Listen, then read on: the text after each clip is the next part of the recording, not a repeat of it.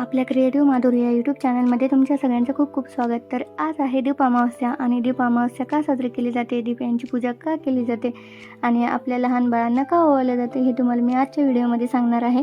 तर प्रत्येकाकडे वेगवेगळी पद्धत असते दिव्यांची पूजा करण्याची, प्रत्येक सण साजरे करण्याची. तर आमच्या एकाची पद्धत मी आज तुमच्यासोबत शेअर करणार आहे. तर व्हिडिओ शेवटपर्यंत नक्की बघा. तर सकाळी सकाळी तुळशीची पूजा करून आले आणि येतानाच फुलं तोडून आणली होती आणि मला हळदीचं लेपन करायचं होतं. त्यासाठी मी ते हळदीमध्ये गोमूत्र टाकून मिक्स करून घेत होते.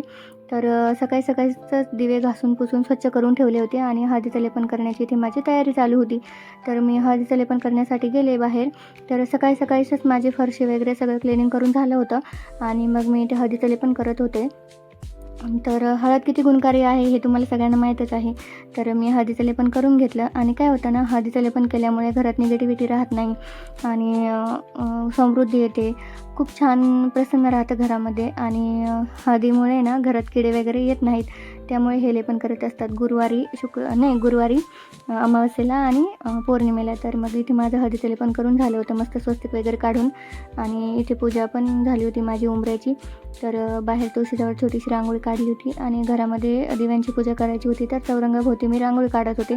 तर आजचं पूर्ण व्हिडिओचं शूट आहे ना मी फ्रंट कॅमेराने केलं, त्यामुळे तुम्हाला ते व्हिडिओमध्ये सगळं मी डाव्या हाताने करते काय असं दिसते, पण नाही ते माझ्या शूटमुळे तसं दिसतंय तुम्हाला. तर मग मी इथे मस्त अशी छोटीशी रांगोळी काढून घेतली होती आपल्या दिव्यांची पूजा करण्यासाठी. तर चौरंगावरती मग एक कपडा अंथरला आणि साईडने छोटीशी रांगोळी काढली होती मी इथे आणि मग पूजा करायला बसले होते. आईंची पण पूजा चालू होती देवांची. तर मी चौरंगावरती पूर्ण दिवे ठेवण्यासाठी तांदूळ ठेवून घेतले, तांदळाचे रास, आणि मग नंतर इथे दिवे मांडत होते. तर सगळे दिवे असे मांडून घेतले.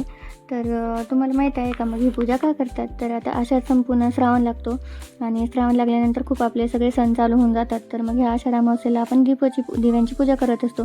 तर ना पूर्वीची काही लाईट नसायची, मग पावसाळ्यामध्ये अंधार असायचा, खूप किडे व्हायचे, खूप मुंग्या असायच्या, ते आपल्याला त्रास देऊ नये म्हणून मग आपण हे सगळे दिवे लावत असतो.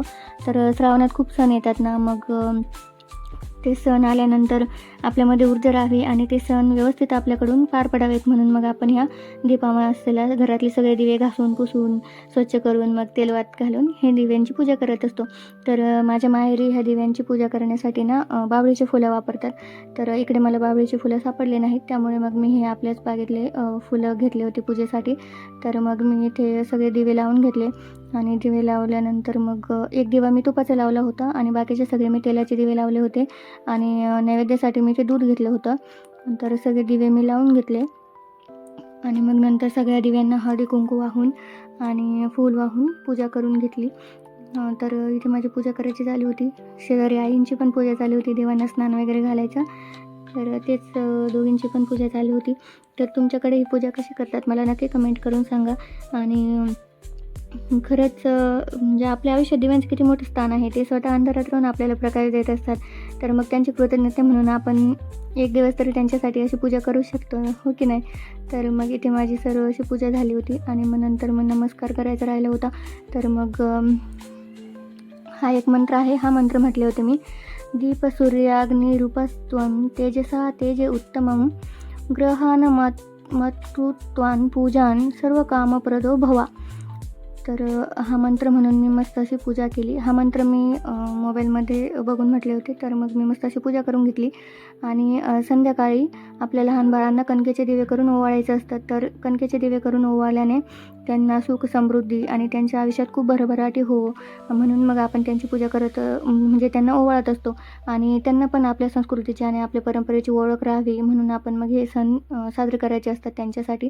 तर मग इथे मी गॅसची पण पूजा करून घेतली. गॅसला पण क्लीन होताच आधीच. तर मग त्याला स्वस्तिक हळदी कुंकू आणि दिवा वगैरे लावून ओवाळून त्याची पण पूजा करून घेतली. तर तुम्ही पण अशीच पूजा करता का किंवा काही वेगळे करता का मला कमेंट करून सांगा. हा व्हिडिओ कसा वाटला ते पण कमेंट करून सांगा. लाईक शेअर आणि सबस्क्राईब करा. पुन्हा भेटूया उद्या. बाय.